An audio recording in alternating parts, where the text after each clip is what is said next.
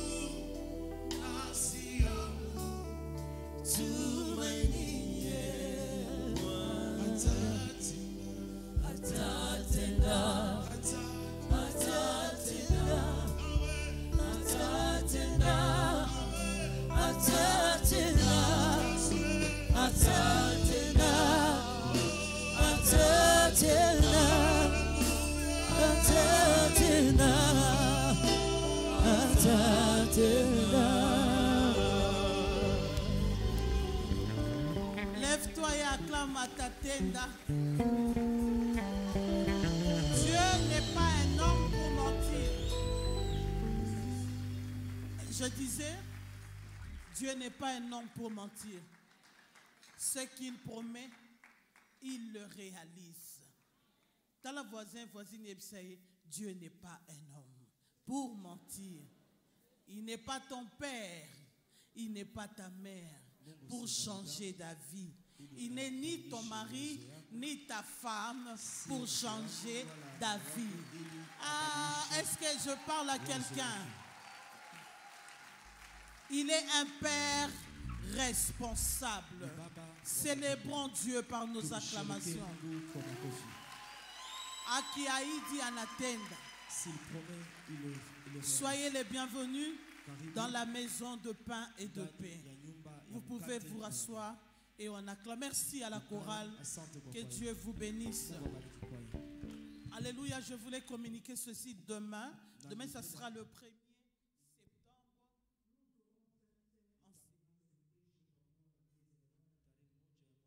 Cette sainte scène, elle est spéciale.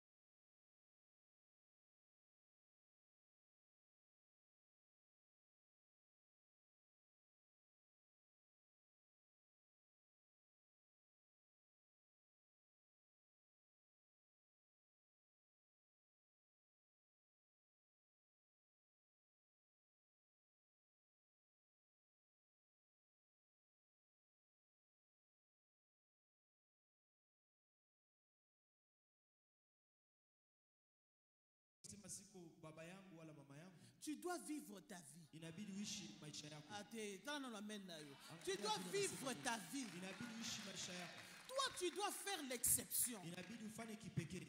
Balobi na famille o makambo ezalaka bomo. Comme toi, tu n'es pas de cette famille. Yo ye ko sungande bango. Yo za des solutions na bango.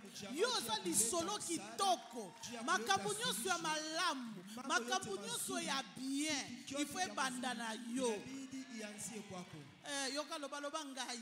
Useme mimi. Je ne suis pas mon père. Si baba yangu. Ba maladi na bango eko zwanga te. Ba diabète na bango eko simbanga te. Ba sida na bango eko simbanga te. Au nom de je ne suis pas ma mère. Ba veuvage na bango eko simbanga te. Ba célibat na bango. Ndenge ba te ki solobi ba mère célibataire eko simba te. Beta muninga loba eko simba te. Au nom de yango nazo senga mutu nyonso. Prépare-toi à partir de minuit.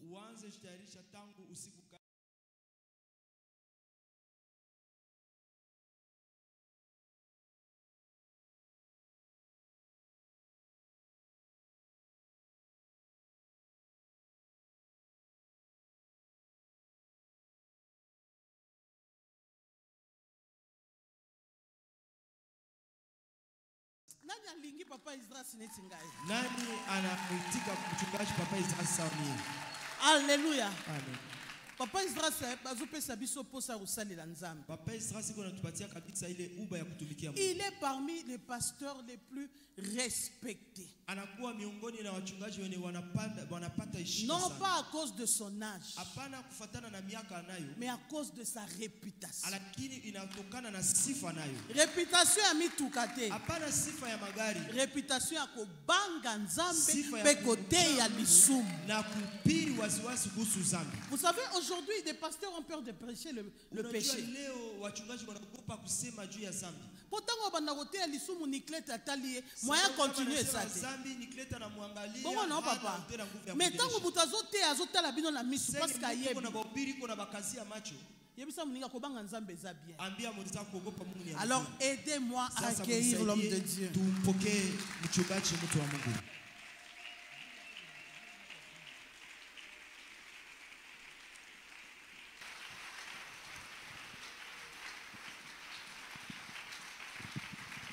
Merci, merci. Que Dieu vous bénisse. Mungu awabariki. Restoration Church, nous vous aimons beaucoup. Kanisa la marekebisho tunawapenda sana. Nous vous aimons beaucoup alors. Tunawapenda sana kweli. C'est pourquoi nous répondons à votre invitation. Na ndio sababu tuko naitikia aliko yenu. Quand bien même nous avons d'autres préoccupations. Ngawaja tunakuwa na makazi zingine ya kufanya. Vous savez, bon, c'était la première fois que je suis à Goma. Unajua ni mara yangu ya kwanza nishikutane Goma. Et qu'il y a des grèves, il y a des manifestations. Donc hier même, quand bien même Josias m'a amené, moi je savais que je vais retrouver 30 personnes ici. Puisque au Katanga, quand ce sont des grèves, des manifestations, il n'y a pas de culte. Hein? Mais quand je suis entré, et j'ai vu l'assistance, je me suis dit, mais cette église, elle aime Dieu. Avec tout ce qu'il y a eu comme trouble dans la ville, je ne pensais pas qu'on pouvait avoir une telle assistance au culte. Que Dieu vous bénisse abondamment. Voilà. Ne vous en faites pas. Il y a quelqu'un qui m'a dit, mais papa, pourquoi tu ne parles pas de comment récupérer? J'ai dit non, je n'ai pas encore terminé. Je vais vous montrer comment récupérer. Et puis, si je commence par là, je vais te mettre en erreur puisque avant que tu comprennes comment récupérer, il faut que tu comprennes d'abord comment tu as perdu. Et pour que même quand tu vas récupérer, tu ne perdes plus encore. Puisque chez Dieu ce n'est pas le loto, hein? Il y a certaines choses quand vous les perdez 2 fois, 3 fois, plus jamais vous allez récupérer. Alors soyez sérieux avec vous-même. Nous avons montré la première chose que nous perdons souvent quand nous avons des absences. Ou si nous ne la perdons pas, mais la première chose que le diable attaque. Nous vous avons dit c'est le mariage et la famille. Beaucoup de gens m'ont toujours demandé, mais pourquoi le pasteur Esdras, quand il enseigne, il insiste trop sur les relations des hommes avec des femmes?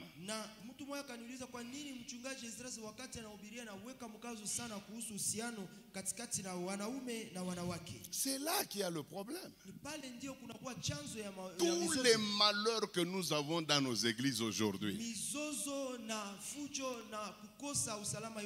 en grande partie, elles viennent du fait que nous n'avons pas été prudents dans nos relations de mari et femme, femme et mari.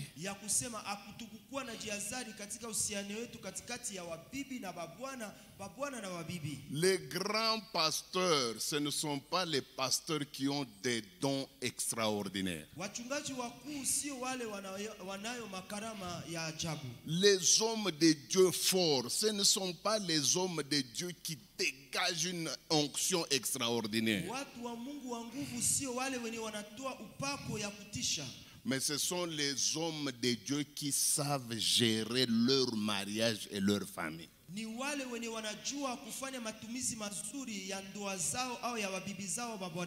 L'onction vous pouvez en avoir.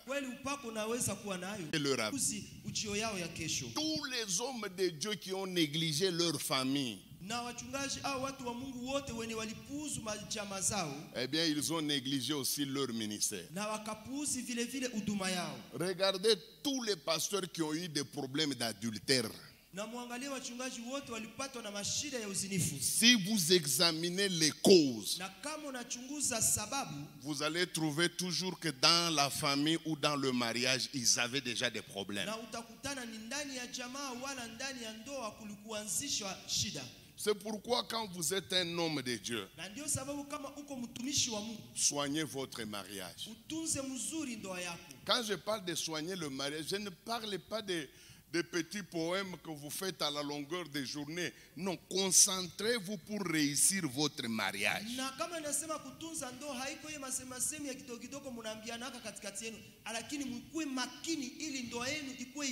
Je ne vous demande pas seulement d'être romantique, mais romantique réellement.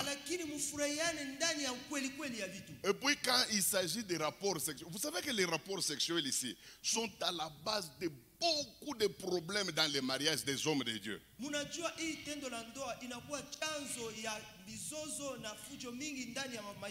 Malheureusement, nous sommes dans une assemblée mixte. Mais s'il n'y avait que des mariés sur mariés, je devais parler des rapports sexuels.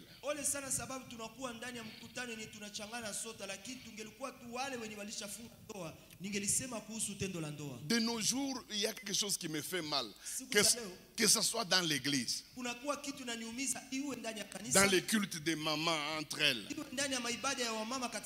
que ce soit sur les réseaux, il y a toujours des enseignements pour la femme.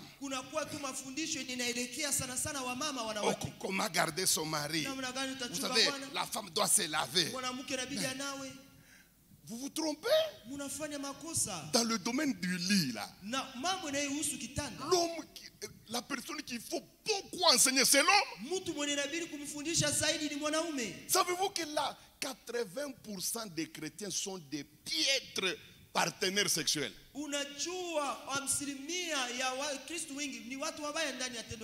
Savez-vous que 80% de ceux-là qu'on appelle les hommes de Dieu, ce sont des mauvais partenaires sexuels. Puisque eux, ils pensent que c'est toujours parler en langue, être rempli du Saint-Esprit.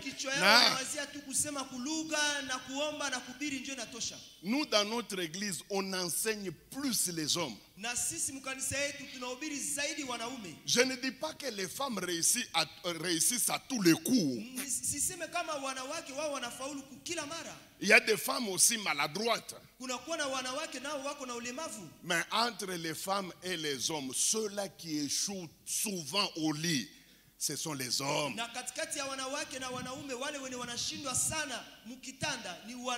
pourquoi on ne les enseigne pas eux? Combien d'hommes ne peuvent pas faire des rapports pendant 5 minutes? 5 minutes ici, c'est beaucoup.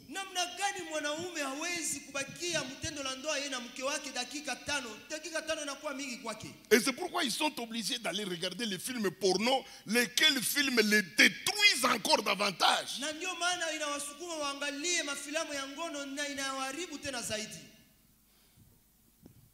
Il y a un frère qui a fait 10 ans avec sa femme.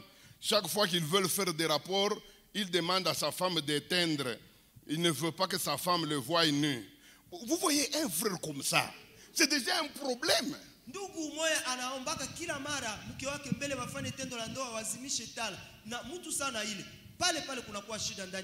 Un autre, il se marie à sa femme l'appelle André, il dit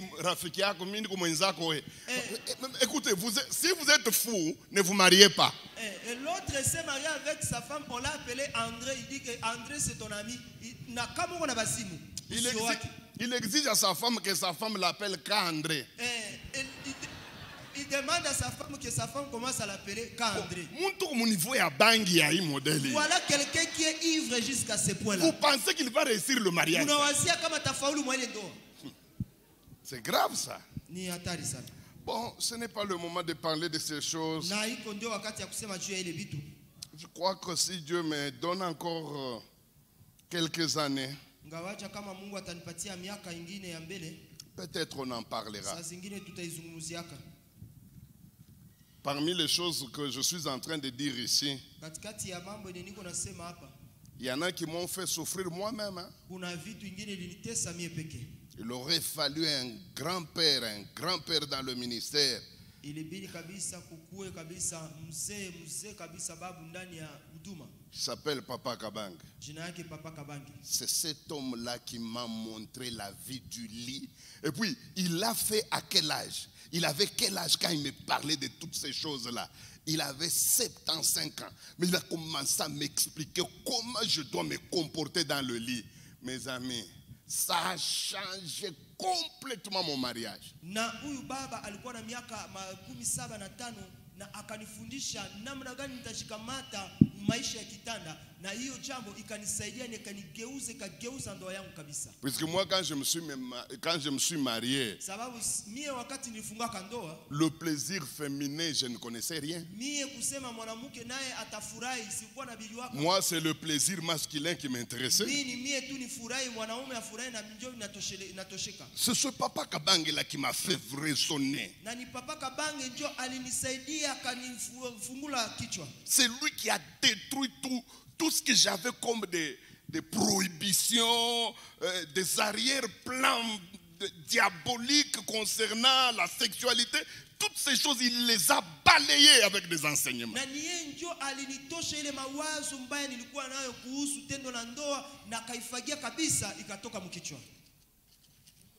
Et c'est ce qu'on doit faire chez les hommes de Dieu.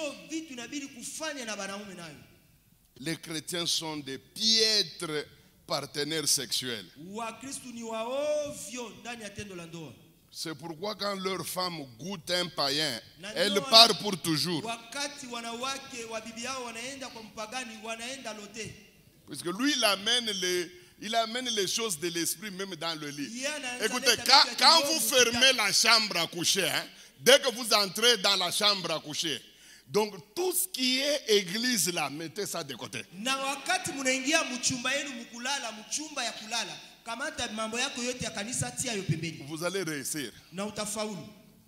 Maintenant, quelle est la deuxième chose? Na sasa kitu cha pili ni nini? Que l'ennemi attaque. Eni adui anashambulia kila mara. Quand nous avons des absences. Wakati ni tunakuwa na kukosekana. Ou en d'autres termes. Au kwa masemi ingine. Quelle est la deuxième cible? Na kitevero ingine ya pili ni nini? Préférée de Satan. Eni shetani anapendelea sana. Ou en d'autres termes. Au kwa masemi ingine. Quelle est la deuxième chose que le diable a attaqué dans la vie de David?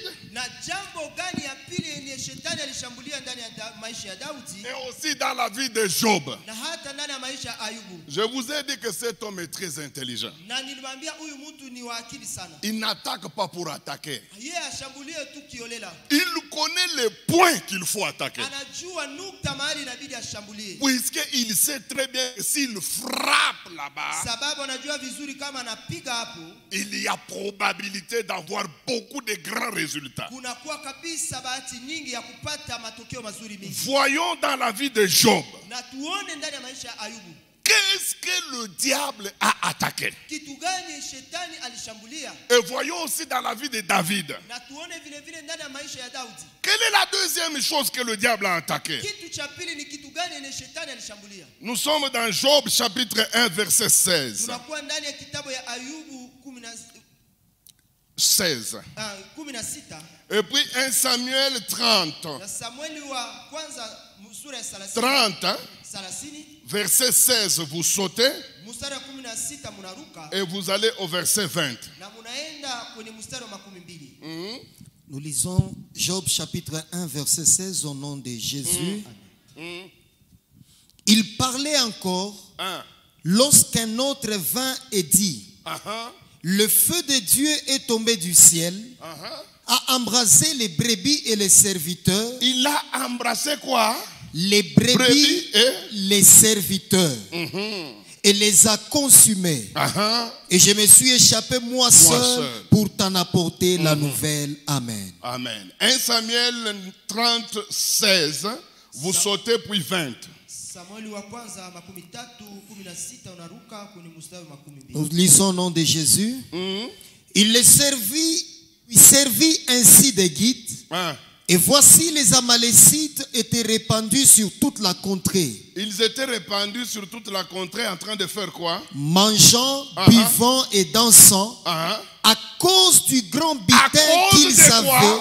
Du grand butin. Allez au verset 20. Le verset 20.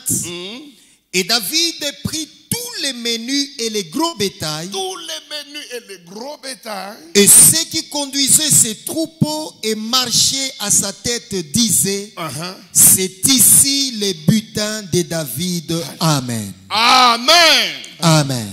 Écoutez, dans notre vie, le diable a des préférences.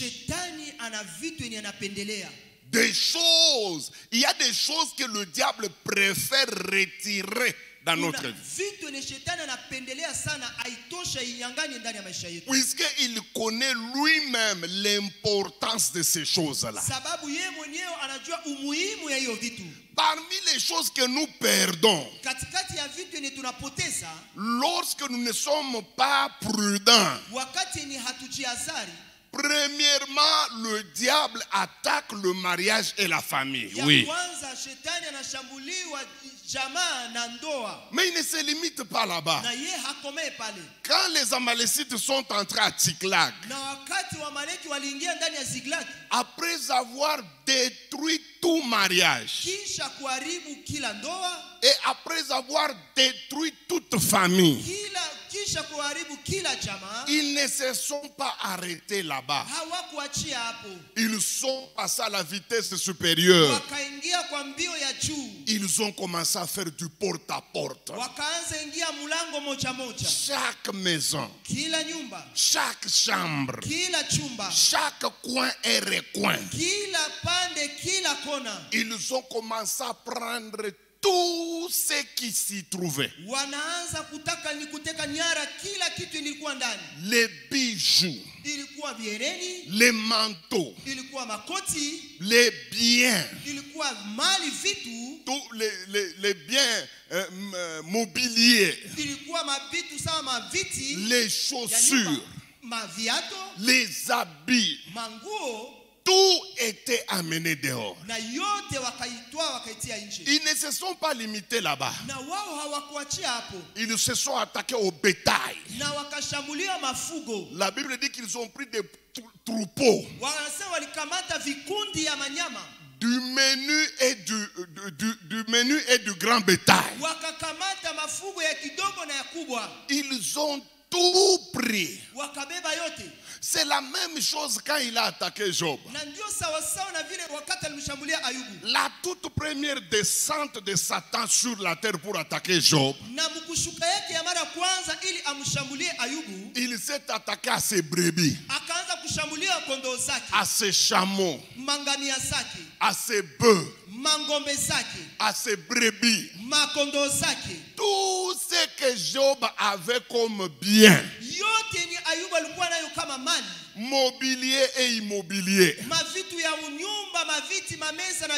a subi la foudre de Satan.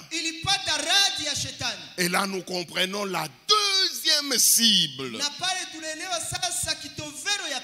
de Satan dans notre vie. À part la famille et le mariage, la cible numéro 2 de Satan, retenez-le,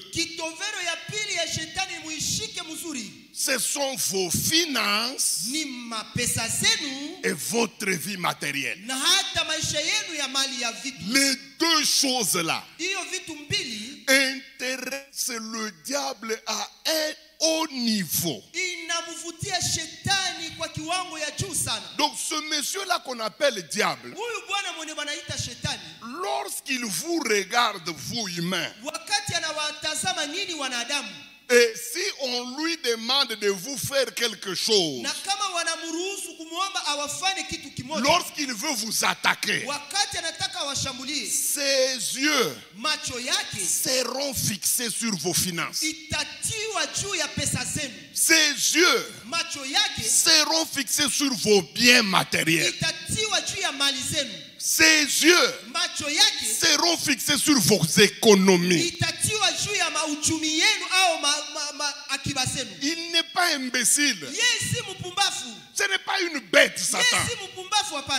Ce n'est pas pour rien que Jésus-Christ l'appelait le malin.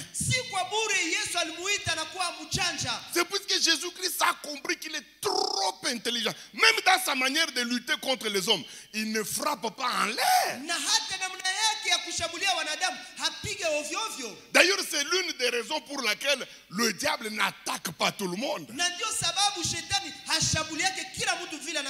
Il y a certaines personnes qui se meurent d'eux-mêmes.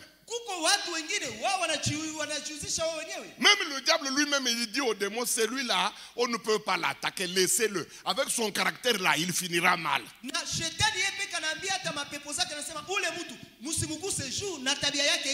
deuxième cible, le deuxième domaine préféré du diable, la deuxième chose que le diable aime attaquer dans la vie des hommes, ce sont leurs finances, leur vie matérielle, leurs économies. D'ailleurs, c'est la raison pour laquelle 90% des humains sont des pauvres. Vous croyez que c'est un hasard? Mes amis, à part les quelques personnes paresseuses,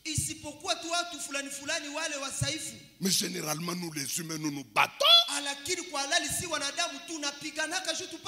Moi, tout en étant pasteur, combien d'affaires j'ai fait pour seulement stabiliser mes finances?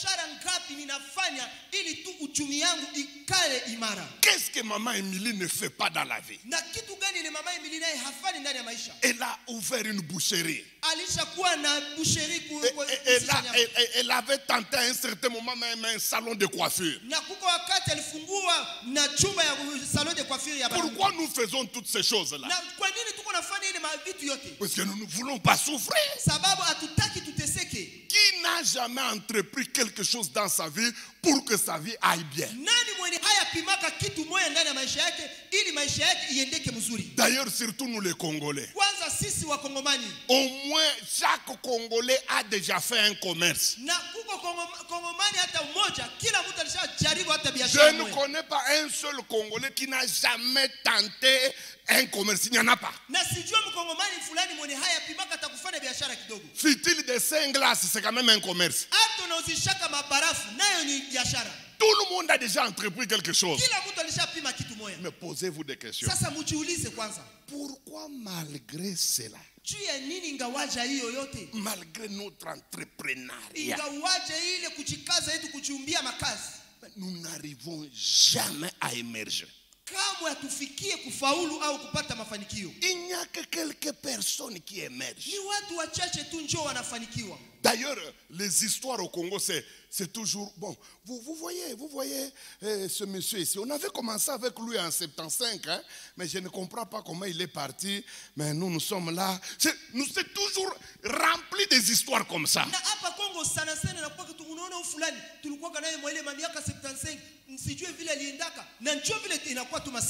Et j'aimerais que je sois tout clair avec vous.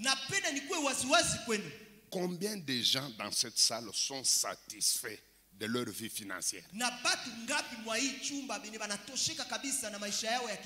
Je ne dis pas qu'il n'y en a pas. Il y en a. Il y en a. De la manière dont il a commencé jusque là où il est, même lui-même, au fond de lui-même, il dit en tout cas, le Seigneur m'a aidé. Mais nous sommes combien? Dans la plupart des cas, nous pataugeons. Nous souffrons.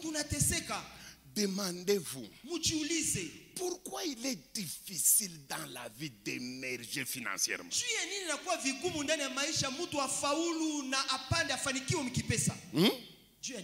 Combien de fois on t'a donné $10,000 pour que tu entreprennes quelque chose? Et tu es allé jusqu'à Dubaï. Bon, tout le monde a pensé que comme le chemin de Dubaï est ouvert, c'est fini, tu es parti. Mais on ne comprend pas jusqu'aujourd'hui, tu vends de l'eau là-bas à Birere.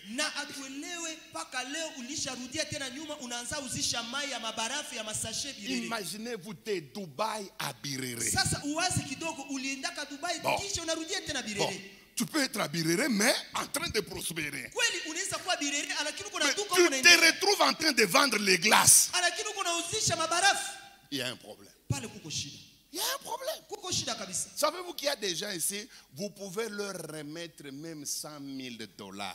Comme ça, $100,000. Au bout d'une année, il va retourner à la case du départ.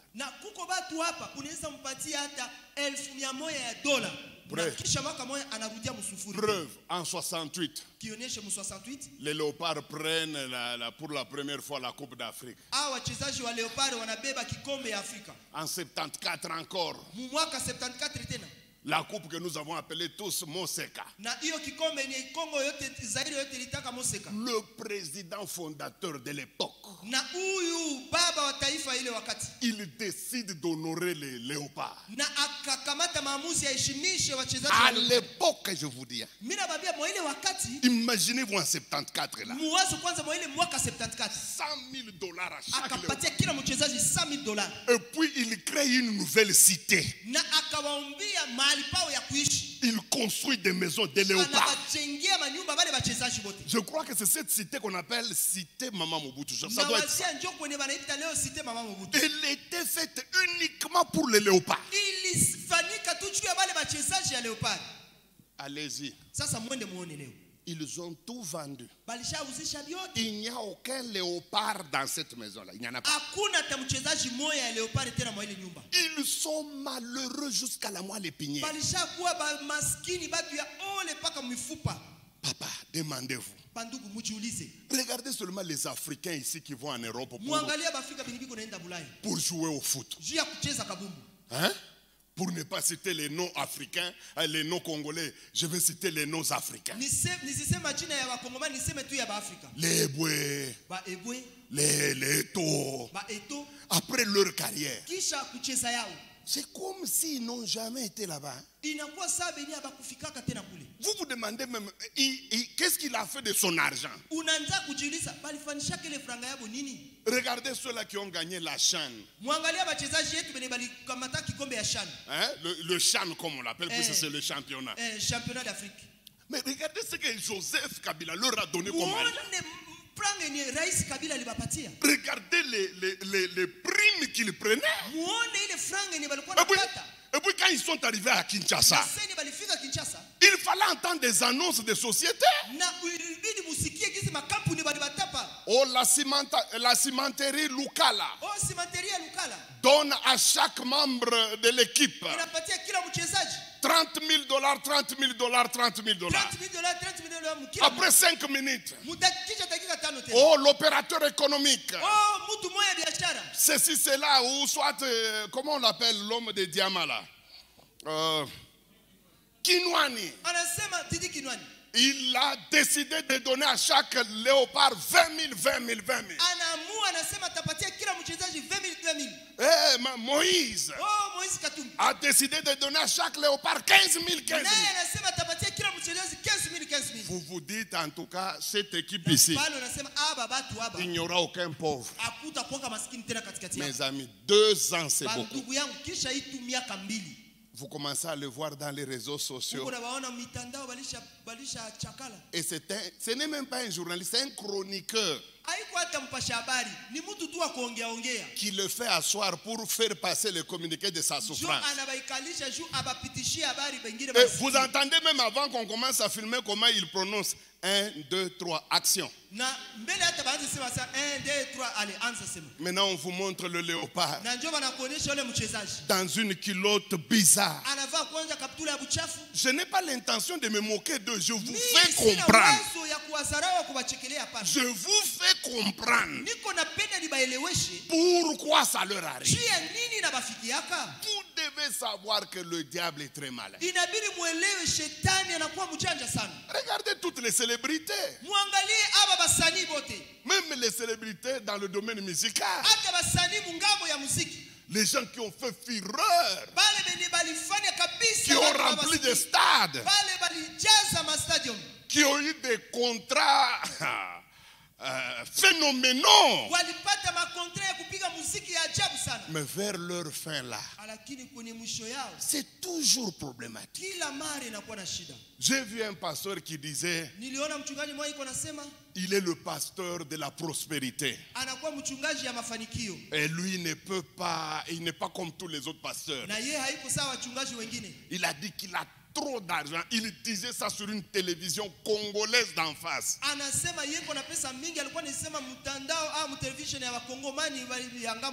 Mais il a fallu seulement qu'il tombe malade pour que nous découvrions tous les mensonges. Il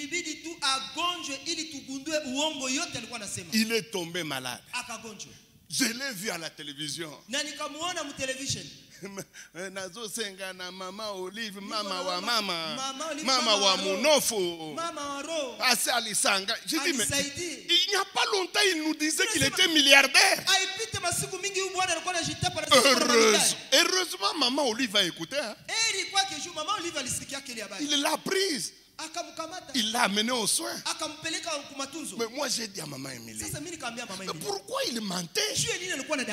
Ou peut-être il disait vrai. Il avait de l'argent. Mais qu'est-ce qui s'est passé entre la période où il disait qu'il avait l'argent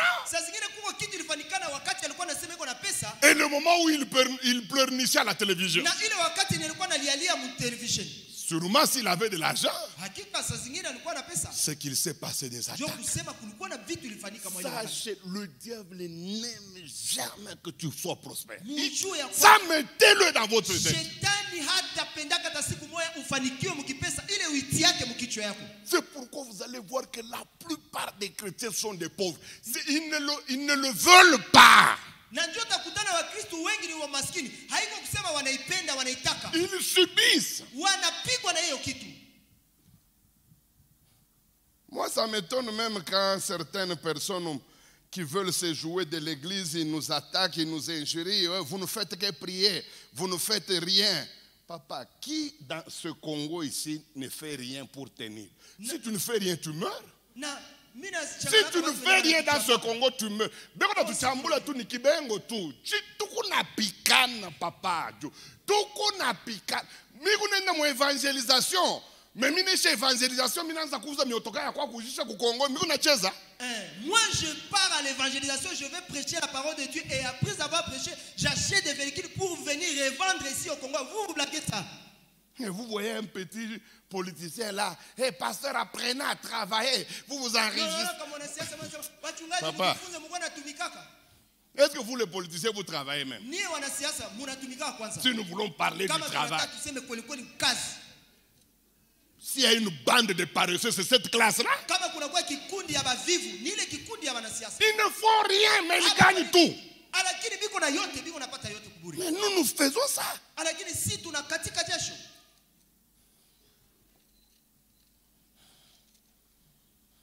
C'est vrai, il y a quelques chrétiens paresseux, ils sont très rares.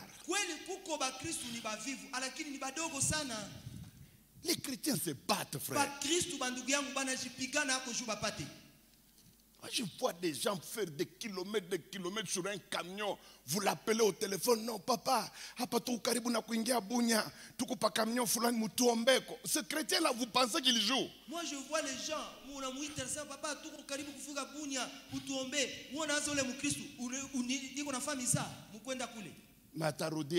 Et il va rentrer comme ça. Il va rentrer peut-être avec des avocats seulement. Vous jouez avec le diable. Il le complique en chemin, il crée des problèmes. Il y a des coupeurs de route qui viennent. Allez, ils arrêtent le camion.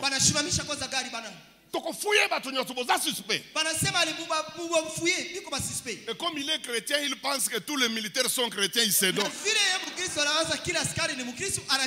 Dès qu'on met la main, on trouve $3000. Allez!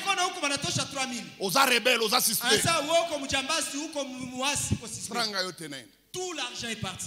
Na pale kuna tokela na avoka mbili. Huyu mwenzetu alibakia na yeye aseme wewe njoo msenjo wa ajabu. Unaenda kubeni unanirudia na des avocats naenda kwetu. Et lorsqu'il rentre avec des avocats, c'est là qui était resté dit voilà là où tu es parti, tu m'as ramené seulement des avocats. Tu es nul, je rentre chez nous. Il y a un monsieur qui fait ça. Moi j'ai en tout cas sur le plan matériel et financier, je suis parmi les hommes de Dieu qui se sont ouverts avec retard. Moi, financièrement, j'ai fait ça. Et tout le monde se posait la question, puisque il n'y avait aucune relation entre ma vie sociale et le niveau que représentait mon ministère. Il y a même un homme de Dieu qui m'a trouvé dans cette faiblesse-là. Il rentre dans son église et dit le pasteur Esdras ou bien l'onction qu'il a, ce sont des fétiches.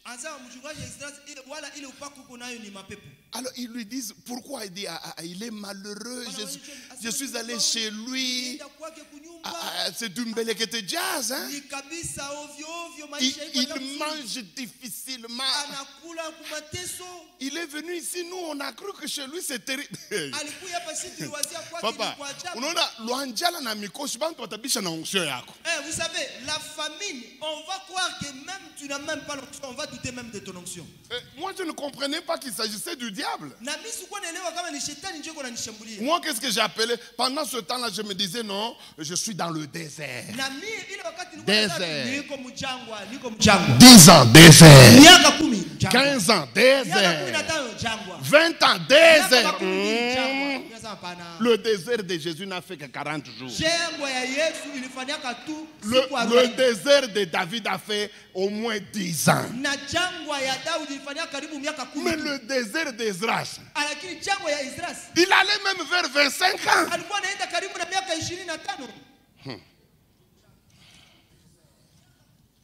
Pourquoi le diable s'attaque aux finances et à notre vie matérielle?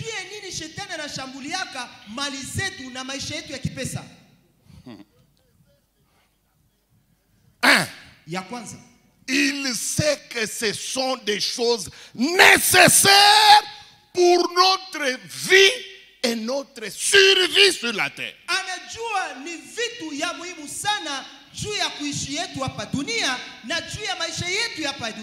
Matthieu 6, verset 31 à 32.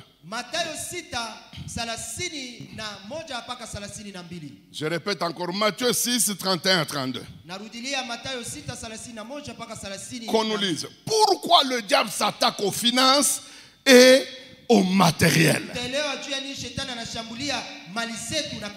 Nous lisons au nom de Jésus. Ne vous inquiétez donc au point et ne dites pas que mangerons-nous, que boirons-nous, de quoi serons-nous vêtus? Car toutes ces choses, ce sont les païens qui les recherchent. Votre Père Céleste, c'est que vous en avez besoin. Votre Père Céleste, c'est il sait que vous en avez besoin. Vous en avez besoin. Amen. Votre Père. Voilà pourquoi il s'attaque. Il s'attaque pourquoi? Il sait que ces choses-là sont très nécessaires pour notre vie sur la terre et pour notre survie. Vous savez, il y a certaines personnes qui prêchent l'évangile qui fait l'éloge de la pauvreté. Et il y a un monsieur qui crée la chronique là en Côte d'Ivoire qui attaque les pasteurs. Vous êtes toujours en costume, vos enfants fréquentent de belles écoles, comme si Dieu est contre ces choses-là.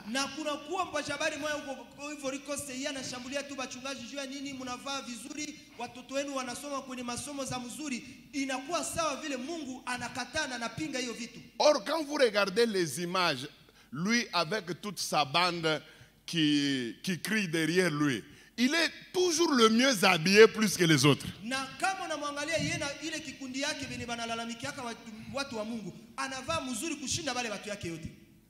Cet évangile-là qui fait éloge de la pauvreté, c'est un faux évangile. Chez nous, il y avait un pasteur comme ça. Donc quand il apprend que je suis en voyage, dès que je rentre, il monte à la radio. Aujourd'hui, vous êtes toujours dans les avions. Où est-ce que les apôtres avaient pris l'avion? Il m'attaque trop. Surtout quand il a appris que nous avons mis notre fille quelque part pour son université, nous l'avons envoyé quelque part. Oh, un jour, je lui ai dit, mon pasteur, de toute façon, ce n'est pas à discuter. Hein? Je préfère que toi et moi, nous puissions appeler toute la ville, qu'on se retrouve à la grande salle de la Gécamine. Toi, tu seras le premier prédicateur, moi, je serai le deuxième. Toi, tu vas prêcher la pauvreté, et à la fin, comme la pauvreté est une bonne chose, tu vas prier pour que les gens deviennent des pauvres. Hein? Tu vas demander aux gens qu'ils passent devant pour que l'esprit de pauvreté les saisisse.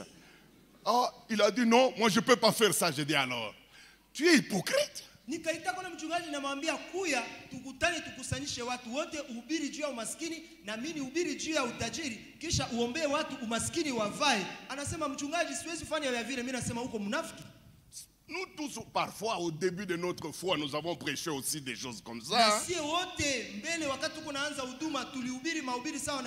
Par fausse modestie, hein? On pensait que quand vous parlez un peu humblement, vous parlez comme si vous êtes pour la modestie. Alors là, vous paraissez comme un homme de Dieu véritable.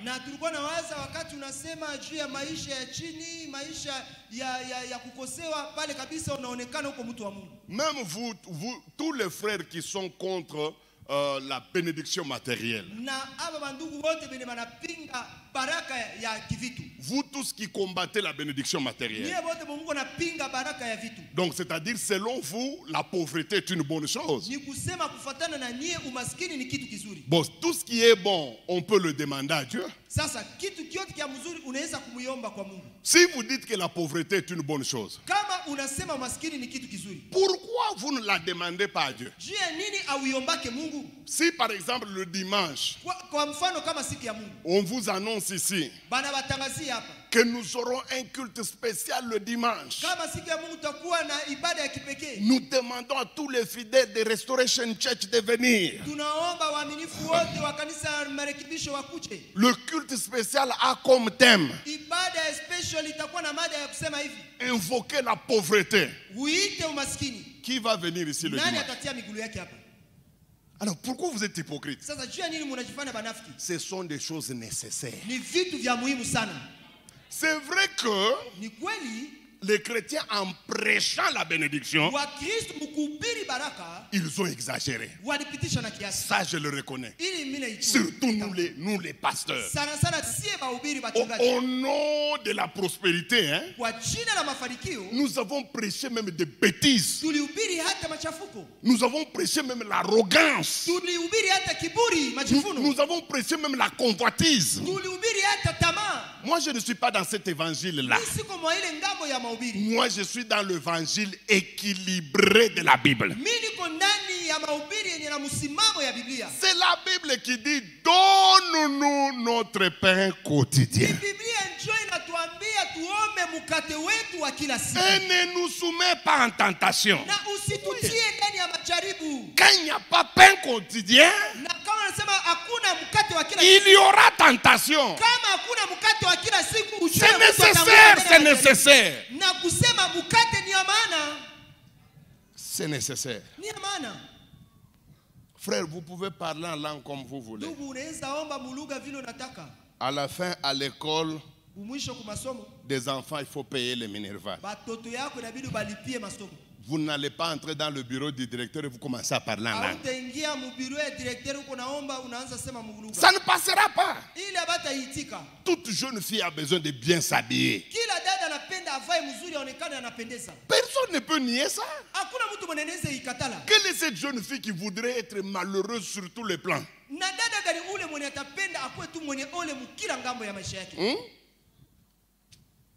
Mes amis, comment voulez-vous qu'une personne qui a 47 ans, il a 2 sous-vêtements?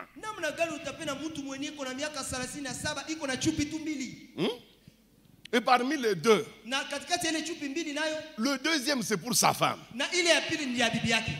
Ça ne va pas.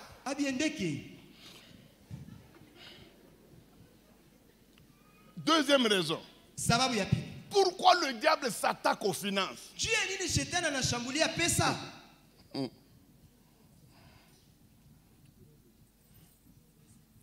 pour nous pousser au péché. Je n'invente rien. Tu as ta Bible avec toi. Si tu lis dans ta Bible, dans Proverbe, Proverbe chapitre 28, verset 21, la Bible dit quoi? Pour un morceau de pain, l'homme s'expose au péché.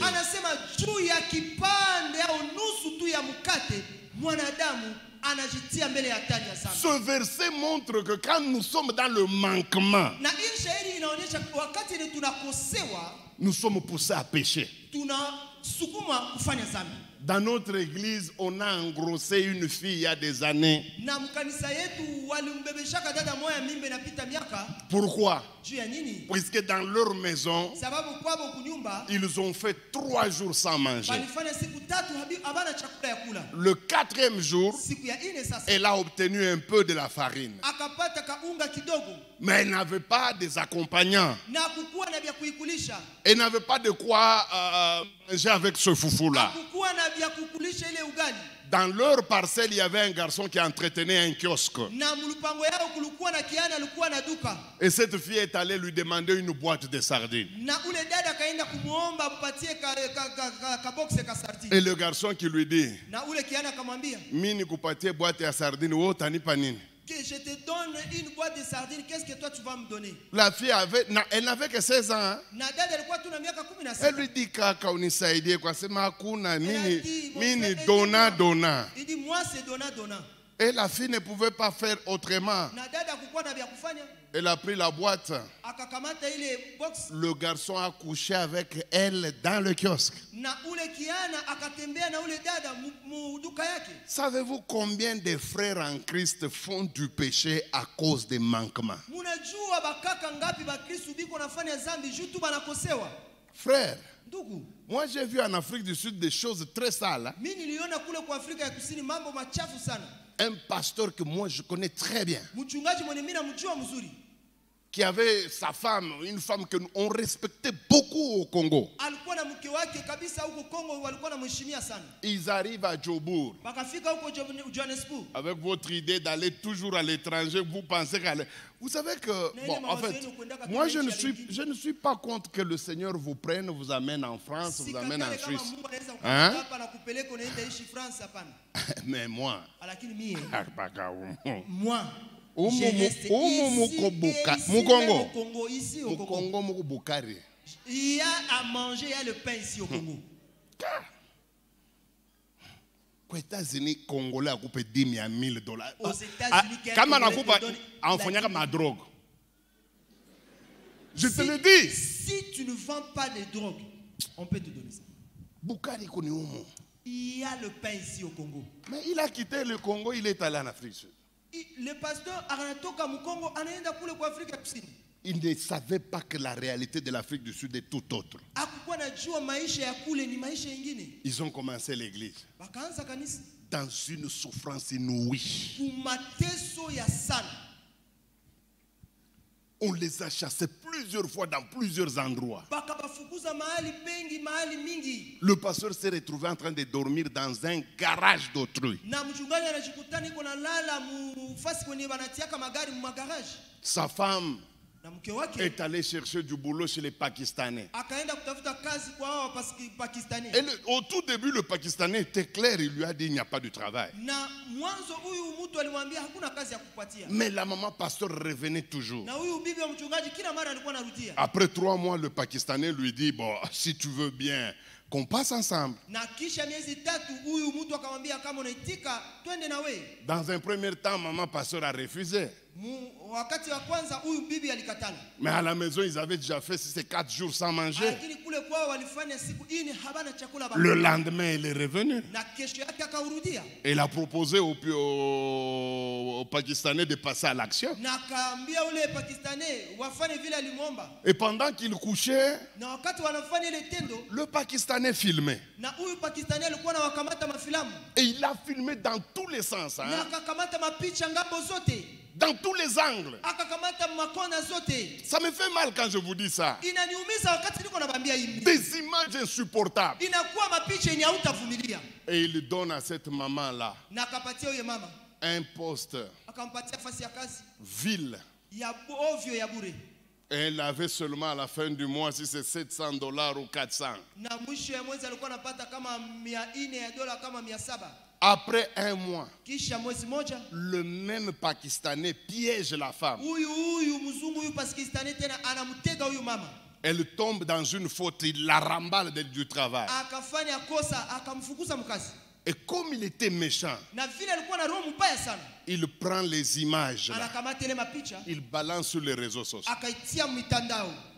La première fois que les chrétiens ont vu ça, il y en a qui étaient prêts même à abandonner la foi. Une fille m'a dit, on peut tout dire, pas cette maman. Maman, asali penza boy, ate abomi biso, abomi biso. Le pasteur a vu ces images. Il est tombé, il a fait l'AVC. C'est une famille que moi je connais. La maman pasteur a fui l'Afrique du Sud. Jusqu'à aujourd'hui, je ne sais pas là où elle est. Vous jouez avec les finances.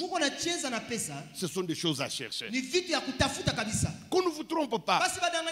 Elles sont très importantes pour la vie. Kuhubiri tu unahubiri hivi na matamu hakuna boka, si Bwana Mungu anisha kugarantiri kubukari. Kama sikubifanye mimi sitakuwa na hii nguvu niko nayo. Et si nous prêchons avec vigueur comme ça et sans peur, c'est parce que Dieu nous a déjà donné quelque chose. Et s'il n'avait pas fait ça, on n'allait pas faire ce que nous faisons maintenant. Je ne veux pas dire que je suis Rambo. Hein. Si c'est comme Rambo, je suis un humain. Mais dans mon église, personne ne peut me faire marcher. Je vous dis, il y a des puissants, ils sont là. Même plus puissants que moi financièrement. Mais personne ne peut me faire marcher. Puisque de ce côté-là, le Seigneur a garanti. Voilà. Et si vous voyez, si moi j'ouvre ma bouche, je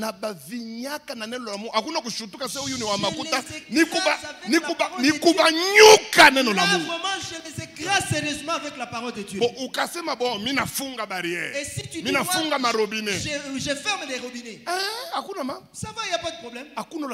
Il n'y a personne qui va mourir. Et maintenant, ose maintenant si le Seigneur m'avait laissé. N'as-tu jamais vu anona papa babi? Je devais dire certaines choses, je laissé. N'as-tu jamais vu un pasteur qui voulait dire quelque chose, il voit papa babi, il arrête. Pourquoi? Parce que papa babi donne quelque chose. Et s'il ferme les robinets, où est-ce que tu iras? C'est pourquoi j'ai toujours milité pour que les hommes de Dieu aient une vie aisée. C'est pas mauvais. C'est pas mauvais. C'est pas mauvais. Tu vous dis?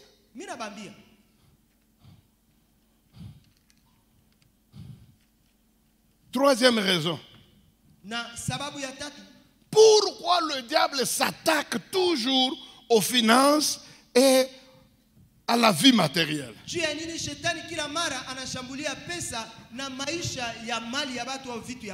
Il attaque ça pourquoi?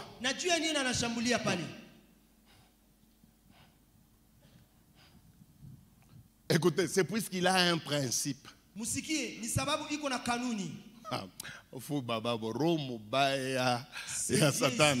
est tellement méchant. Il y a Il a un principe tellement diabolique, satanique. Aina mi niko na musemea parfois chaque. Mutamushikia ye moi principe yake ile anekala nayo mukichwa. Atamwambia yo Mungu mushiki. Ce n'est pas moi qui le dis Job. à sa place, c'est lui-même qui va dire ça à Dieu. Lisons Job. Job chapitre 2 versets 2 à 4. Job 2, 2 à 4. Job 2, 2 à 4, nous lisons au nom de Jésus. L'Éternel dit à Satan, d'où viens-tu? Et Satan répondit à l'Éternel, de parcourir la terre et de m'y promener. Et puis, l'Éternel dit à Satan, as-tu remarqué mon serviteur Job? As-tu remarqué mon serviteur Job? Qu'est-ce qu'il Il n'y a a dit? personne comme lui sur la terre. C'est un homme intègre et droit. Job faisait la fierté de Dieu. Et Dieu était en train de se taper la poitrine devant Satan. Il lui dit, il n'y a personne comme Job.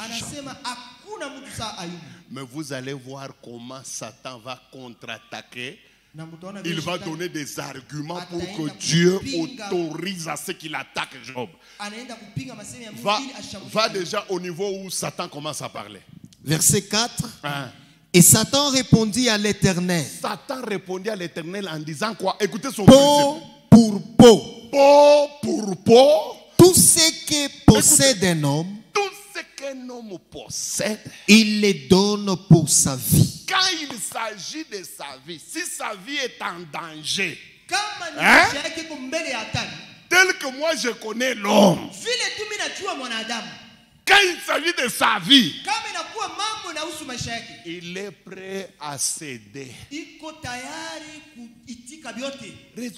Écoutez comment il raisonne. Donc, il a fait une étude de l'homme. Depuis que l'homme est sur la terre, il a fini par un principe. Il dit Dieu, tu dis que Job là te craint. Ce n'est pas vrai. Alors, peau pour peau. Car tout ce que possède un homme, il le donne pour sa vie. En tout cas, quand sa vie est en danger, il est prêt à perdre tout. Voilà quelqu'un qui a un tel principe. Comment il peut te laisser toi évoluer aisément, gagner beaucoup d'argent? Pour quelle raison? Il attaque ça puisqu'il sait que quand tu seras attaqué dans tes finances, quand tu seras attaqué dans tes biens, selon le principe qu'il a, il sait que tu es prêt à perdre même la foi pourvu que tu récupères tes biens. Il sait que tu es prêt même à te rebeller contre Dieu. Malheureusement, ça arrive. Combien de frères abandonnent la foi puisqu'on les a virés du travail? Combien de jeunes filles couchent avec de grandes personnes à cause de la pauvreté? Combien? Dans cette salle, combien de femmes ont l'habitude d'avoir des rapports sexuels avec des hommes que nous ne connaissons pas?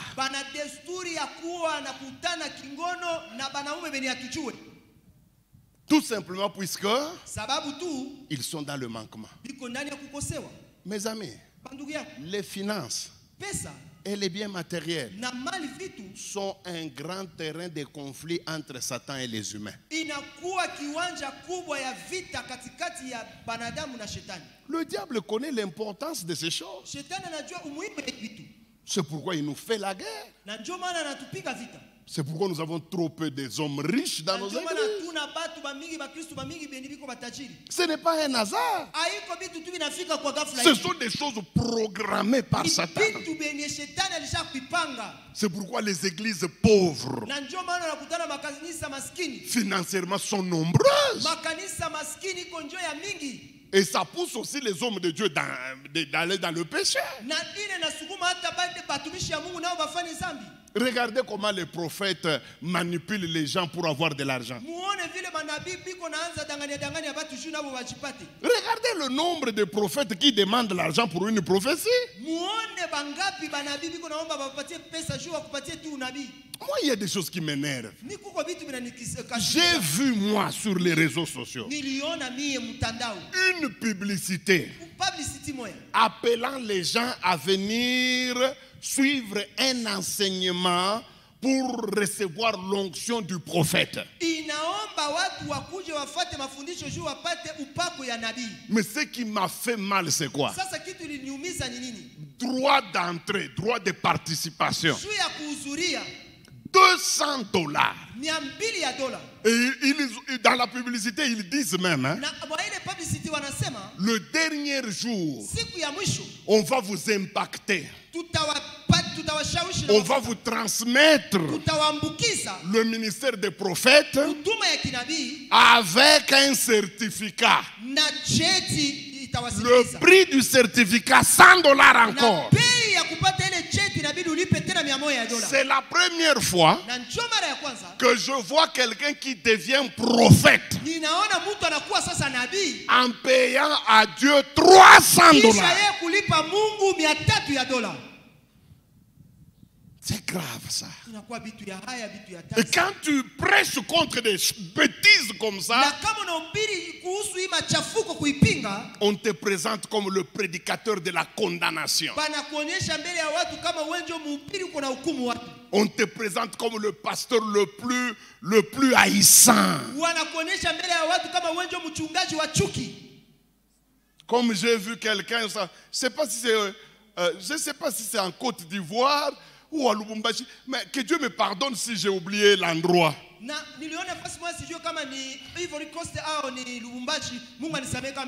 Je vois un homme de Dieu qui est tombé avec une femme mariée. Et l'église est en train de lui reprocher cela. Mais cet homme a le courage de se tenir devant les réseaux sociaux. Il parle de son péché. Il commence à justifier. Il commence à faire la différence entre l'acte sexuel et l'impudicité. Les gens disent que moi je suis tombé avec cette femme. En effet, selon l'hébreu, frère, vous voulez jouer avec nous? Quand vous prenez une femme, vous allez coucher avec elle dans un hôtel. Vous couchez avec elle en hébreu ou en grec? Quand vous prenez une femme qui ne vous appartient pas, vous allez coucher avec elle dans un hôtel. Vous couchez avec elle en hébreu ou en grec? Vous blaguez avec nous trop. L'esprit de justification.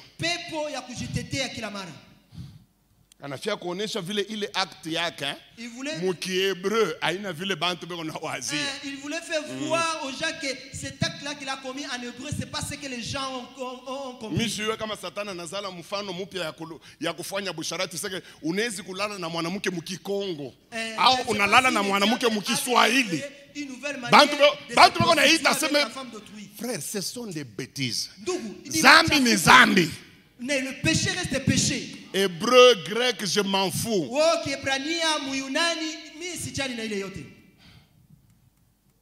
Moi, non, tu sais, nous sommes des généraux. Le fait que nous tombons avec les femmes, ce sont des balles que nous recevons.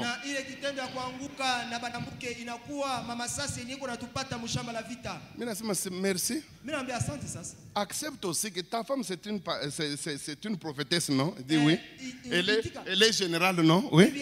Bon, accepte qu'elle reçoive aussi des balles des autres hommes.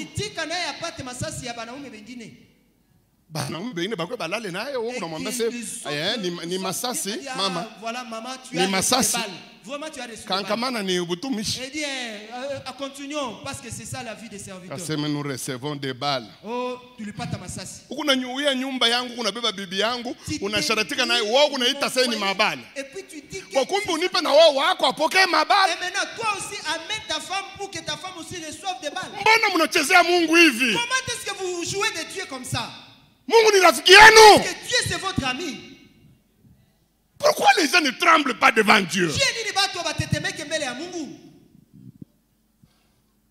Jésus de Nazareth ne permet jamais que ça m'arrive. Je n'en ai pas besoin. Personne ne peut te tromper, tu vois mon cœur. Personne ne peut faire du cinéma devant toi. Un faux, c'est un faux.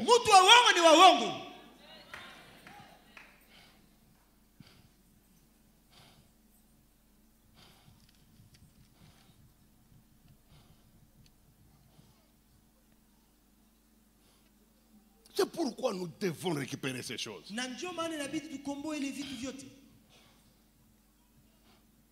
Un pasteur, il faut que Dieu le bénisse. C'est pourquoi votre responsable ici, vous devez le combler de beaucoup de biens.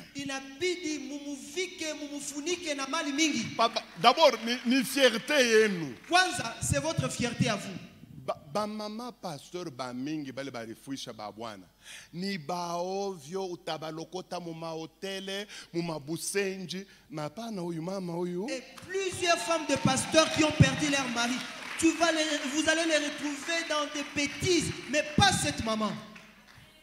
Et l'une des choses qui pousse ma femme et moi-même à m'attacher à elle, ni kaleka ka discipline tunaona mwake. Banduku unirumie ko sijitape. Mi inekalaka nguvu nirudie mukanisa moya mara mbili mara tatu. Unajua juu ya nini? Juu ya deux raisons. Ya kwanza ni mastili ya mahubiri yangu. Mumakanisa ingine bananitaka tu ni moya bule banafunga mulango lote. Puisque muchile banapokea. Baka ye mwenye responsable ndio wa kwanza navunjika kupita. La première personne, c'est le responsable, celui qui est vraiment écrasé. Parce que tu peux appeler le pasteur. Non. Non, pas lui. Deuxième chose. Il n'a pas de sirudie au makanisa ingine. Ce qui fait que je ne rentre plus dans même si même si l'air fidèle ne m'appelait pas. Ni niveau ya michezo kuchezea. C'est le niveau de blague ou de jeu qu'ils ont dans leur église. Il y a des gens qui vous appellent. Hein? Puisqu'il connaît l'impact de votre ministère, les foules viendront. Mais lui-même n'a pas besoin de vous.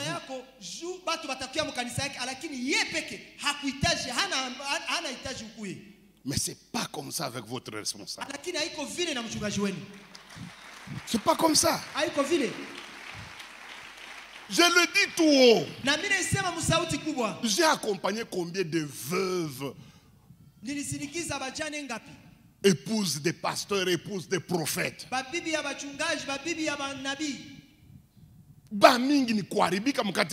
Et plusieurs parmi elles, ils tombent. Et quand vous avez une maman sérieuse comme ça, bénissez-la.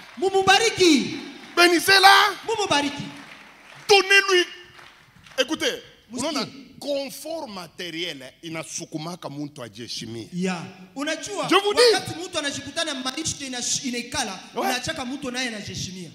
Je reconnais quand même que vous avez fait du travail. Najua kabisa mlishafanya kakasi. Maman Adassa, ce n'est pas une malheureuse. Maman Adassa iko mtu wa kulialia. Ça je le reconnais. Hii mimi naitambua. Mais ce n'est pas suffisant. Lakini hayatosha. Ce n'est pas suffisant. Hayatosha. Comblez-la. Bénissez-la. Rendez-la forte. Rendez-la forte. C'est très nécessaire. Si nous sommes encore jusque-là debout, c'est à cause de l'entretien que l'Église nous donne. Nous ne sommes pas tout le temps au téléphone. Oh, Emily, non, l'église s'en occupe. Alors ça nous rend fort. Non.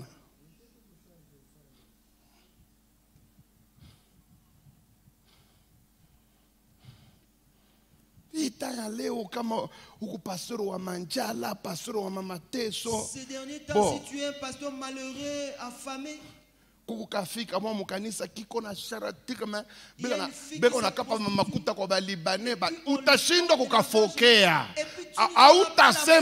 les gronder, tu ne parleras pas. Et si tu oses seulement la gronder, elle part, elle ne viendra plus. Et puis toi, tu vas mourir. Mais il est un gouffre tout qu'on a maintenant, nous la force là que nous avons dit, on a appris que toi tu sors avec un Libanais. Il est un gouffre il toque koubule. Et cette force là ne vient pas de nulle part. C'est-à-dire la poche est déjà remplie. Et là tu as la force de gronder. Ma fille, tu es venue. Tu dis ah ma fille, ulishakuya. Tant moi kutosha na ma fille na kwa maman. Là hautamuita tena ma fille unaanza muita mama. Papa, je t'ai apporté 1500. Puisque M. Hassan a dit que demain nous allons nous voir. Tu vas dire que le papa t'a salué.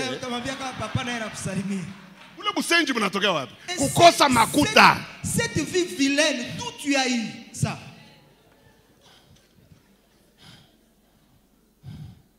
Paul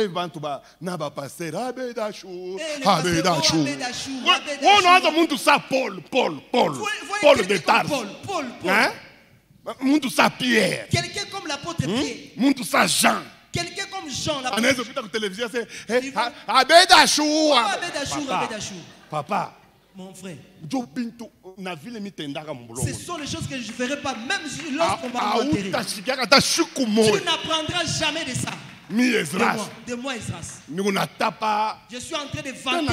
Vous n'avez même pas honte de vous, les chrétiens. Et vous vantez un musulman. Oh, Maboko Banki, appelle ça karaté. Ça, c'est le manquement, c'est la pauvreté. Tu n'as pas l'argent.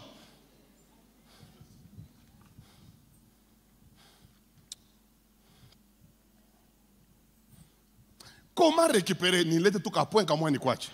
Comment récupérer leo tutasoma tu nukta moja na mimi na kuacha urudi kunyumba. On commence là. Na tutaanzia pale. Les finances sont déjà parties. Pesa lisha kukimbia lishaenda. La maison est par terre. Na nyumba lishaanguka. Tu avais beaucoup de véhicules, tu n'en as plus. Ulikuwa na magari mingi na hauna tena magari. Tu étais fort ici à Goma. Ulikuwa mtu wa nguvu hapa Goma. Tout le monde t'appelait établissement Hatenkake. Tout le monde t'appelait l'établissement Hangukake. Léonanguka Vikali. Et aujourd'hui, tu es par terre. Donc, il a chemise à quoi bleu. Et tu restes avec ta chemise là bleue. Mon quartier, papa des bleus. Au quartier, on t'appelle papa bleu. Il y a un problème. C'est-à-dire, il y a un problème. Jeune fille. Dada. Tu te souviens quand la guerre avait commencé? Quand on t'avait pris par une ONG. Datina. Là tu avais régné. Tout Goma parlait de Tina Loningisa. Léo Tina.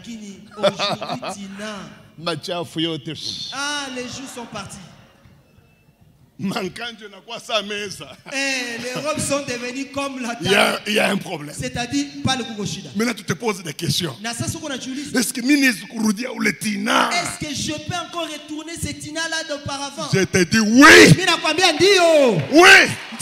C'est possible que tu récupères. Alléluia. Amen. Maintenant, comment récupérer? Premier point. Ce qu'il faut éviter. Bambi, il est bien. Nous entrons maintenant dans le chapitre de comment récupérer. Et dans comment récupérer, nous commençons avec le premier point.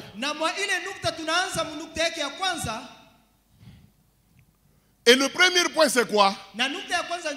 Les choses à éviter à tout prix. Frère, je vais vous montrer pourquoi David avait failli rater, récupérer ce qu'il avait perdu. Kitu gani ilifanya Daudi ilimpakilia kidogo akose kupata tena au kukomboa bile ilipoteza. Je vais vous montrer pourquoi Job nataonyesha juu ya nini Ayubu avait aussi failli rater, naye aliponyoka ilibakia kidogo akose de récupérer kupata upya. C'est puisqu'il y avait 3 choses qui les ont guettés et que vous d'aujourd'hui vous devez éviter. Première chose à éviter. 1 Samuel chapitre 30 verset 14. Non, verset 4. 1 Samuel chapitre 30 verset 4. Nous lisons au nom de Jésus. Alors David et le peuple qui était avec lui élevèrent la voix et pleurèrent jusqu'à ce qu'ils nissent. Ils élevèrent la voix et pleurèrent. Ils ont tellement pleuré. Est-ce que ça avait changé quelque chose? Non. Et puis, ils ont pleuré de quelle manière? Jusqu'à ce qu'ils n'eussent plus la force de pleurer. Est-ce qu'ils ont récupéré? Non. Première chose à éviter. Les pleurs. Ça ne changera rien, frère. Demandez-moi à Esdras. Pas le milieu côté socialement. Et lorsque j'ai souffert socialement. Bien aimé, il n'y a personne qui a eu à pleurer comme moi. Ne confondre pas pleurer devant la présence de non, pleurnicher, c'est lamenter. David aussi. Et David avec ses militaires. Quand ils ont constaté qu'on a tout volé, je ne sais pas ce qui les a pris. La Bible dit qu'ils ont commencé à pleurer. Ils ont pleuré. Pleuré. La Bible dit que personne ne les a arrêtés. Ils sont arrivés à un niveau où ils n'avaient plus la force de continuer à pleurer.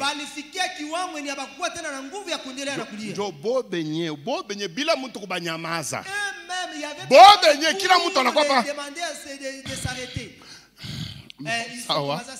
Sawa, merci. On peut combler le mouchoir. Sawa. Tous ils ont arrêté de pleurer d'eux-mêmes. Pourquoi? Ils ont constaté l'inutilité à pleurer.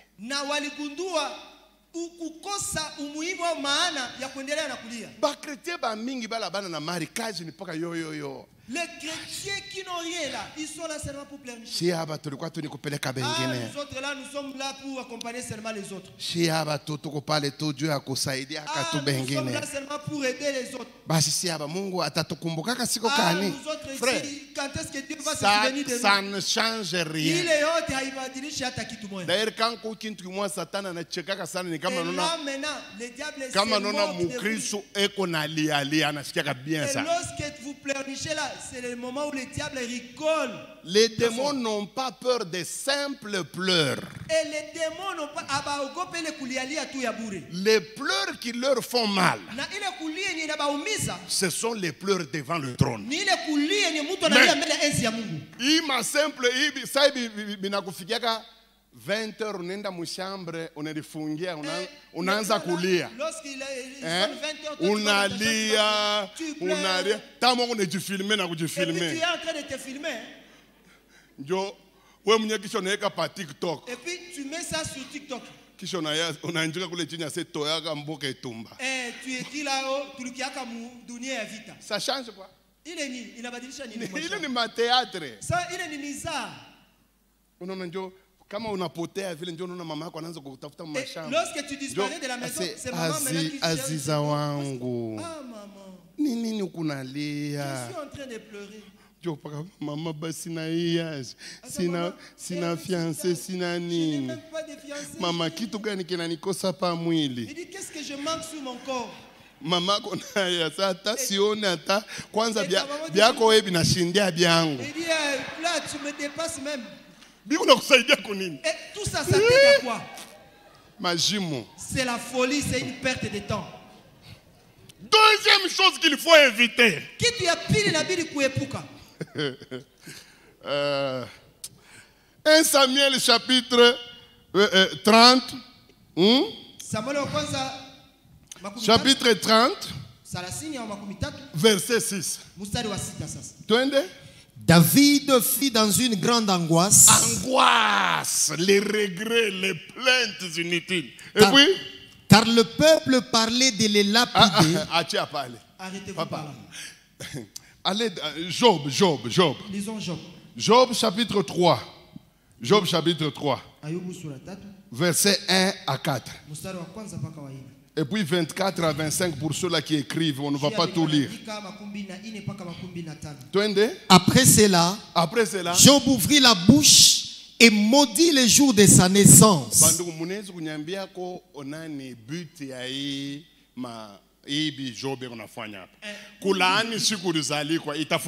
que fait Job là.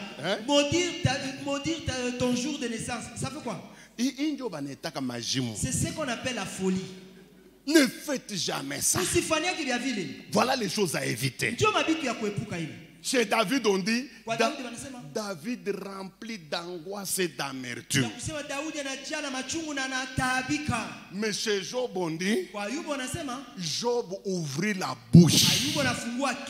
Et dans d'autres versions, il est dit il s'est plaint en maudissant le jour de sa naissance. Donc, deuxième chose qu'il faut éviter, les soucis et les plaintes. Ça ne change rien. Ça ne change rien.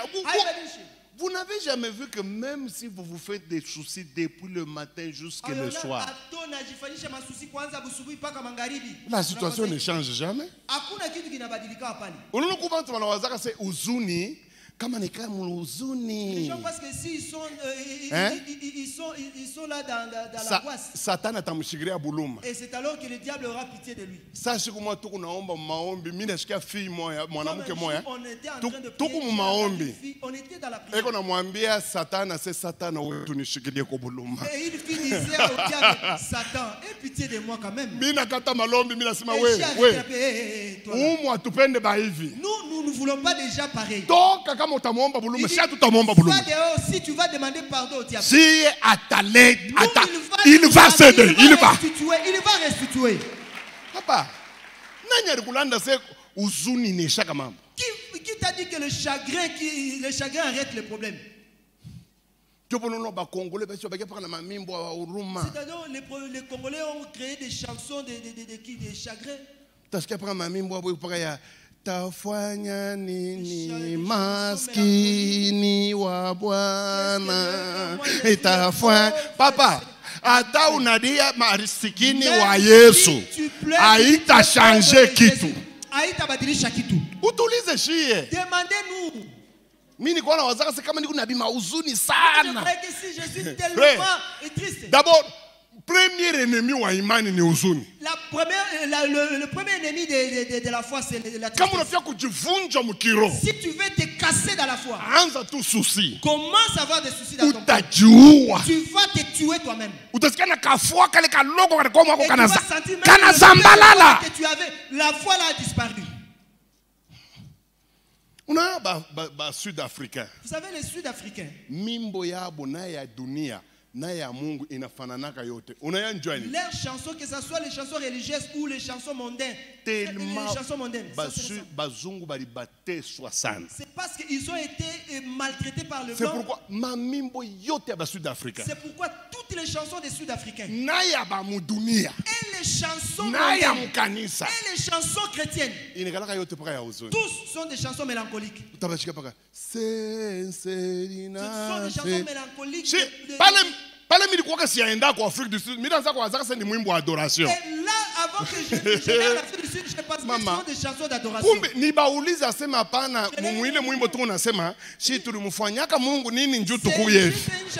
Mimi nasema hii ya sincere nasema njoyo. Ah, c'est ça. Voilà. Mais tulianza kuimba makanisa yetu ya Mkongo. Mais on a commencé à chanter ces chansons-là dans nos églises au Congo. Selina, Selina, Selina. Minjo midaza kuweka na nshingo ngambo moja. Je penchais comme ça. Niko naimba mwimbo ya ANC. J'ai chanté la chanson de ANC, un parti politique de l'Afrique du Sud. Baba Mungu nirumie kwa kuimba Seigneur, pardonne-moi pour ça. Je ne savais pas. Ah, Congolais, parce que nous, les Congolais, on pense que dans la mélancolie, dans la mélancolie, c'est alors qu'on va invoquer Dieu. S'il y a quelqu'un qui est impoli, c'est le surtout quand et surtout quand tu commences à pleurer, lui, il se sent bien. Et c'est alors que moi je ne pleure plus devant le diable. Jamais. Je ne pleure plus jamais. Je pleure seulement devant le trône de Dieu. Quand je quitte le trône, et lorsque je quitte le trône, je me tourne vers Satan. Ce sont des ordres. C'est exercer l'autorité. C'est menacer. La Bible dit, à mon nom, vous chasserez les démons. Surtout kesho. Surtout demain. Ah, kesho tutaomba sana. Demain nous allons sérieusement prier. C'est pourquoi demain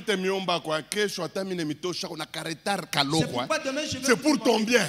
Si on termine un peu arrêté, c'est pour ton bien. Je vais juste prêcher même pas. Et maintenant, le reste du temps, on va prier sérieusement. Pour que tu récupères. Il ou kombo ebiaku.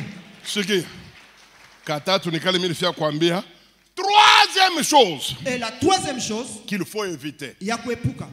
Avant que je te montre comment récupérer. 1 Samuel. Chapitre 3. Verset 6. Qu'on nous lise. 1 Samuel 3, 6, nous lisons au nom de Jésus. L'Éternel appela de nouveau Samuel. Oh, non, 1 Samuel. Chapitre 30, je me suis trompé. 30. Verset 6. 36, nous lisons au nom de Jésus. David fut dans une angoisse, dans une grande angoisse, car le peuple parlait de les lapider, parce que tous avaient de l'amertume dans l'âme, chacun à cause de ses fils et de ses filles. Le peuple parlait de le lapider, lui. À cause de quoi? L'amertume. Tous avaient l'amertume dans l'âme en disant c'est David qui est responsable.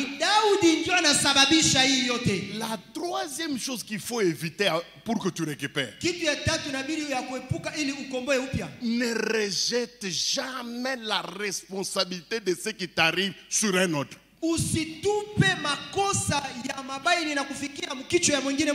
J'ai remarqué dans la vie spirituelle, tous ceux-là qui ont l'habitude de rejeter la responsabilité de leur sort sur les autres,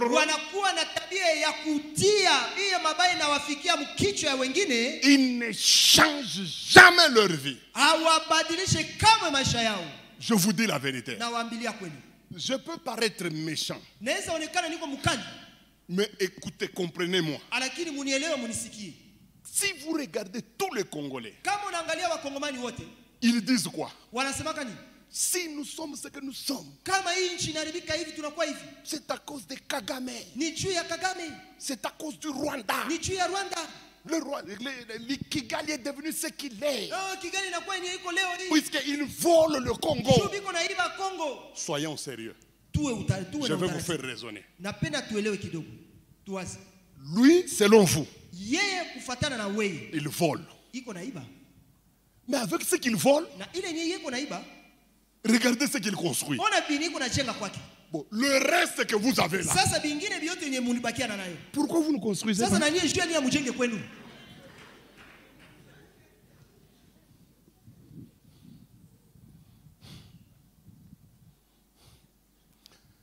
Lui, il vole. Ye kweli iko naiba.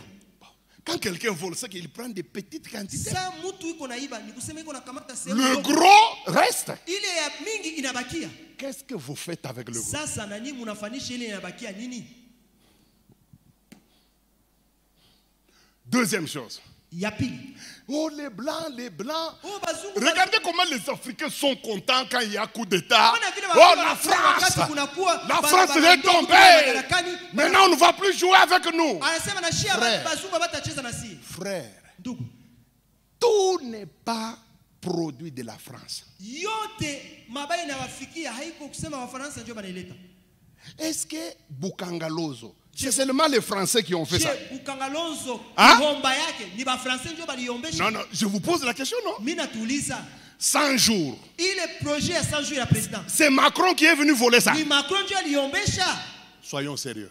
Les gens qui rejettent la responsabilité sur les autres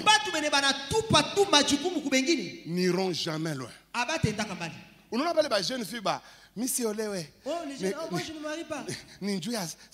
C'est parce que ma tante m'a bloqué. Sangazi Aziza Ulozi Mapita. Ma tante Aziza, elle est tellement sorcière. Il est ma mimba 13 onatosha ni paka Sangazi. Les 13 grossesses là que tu as enlevées, c'est ta tante qui t'a envoyé d'aller. Pourquoi sérieux? Soyons sérieux. Ni paka mama Aziza dioka nengia kuntumba kwa natosha. Aziza qui t'avait dit d'aller enlever ces grossesses là. Moi tu kucheza. Arrêtez de jouer. Où jeune garçon? Tu es un jeune garçon. Ton travail là. Depuis Tatari Kouya, tout depuis Tatari Kouyaka. Depuis que Kambalukuyaka, grand-père. Toka Uvira na kwa maisha yangu inaharibika. Grand-père est venu de Uvira. Iki kimama boko natoka na kwe. Cette maman là avec qui tu sors.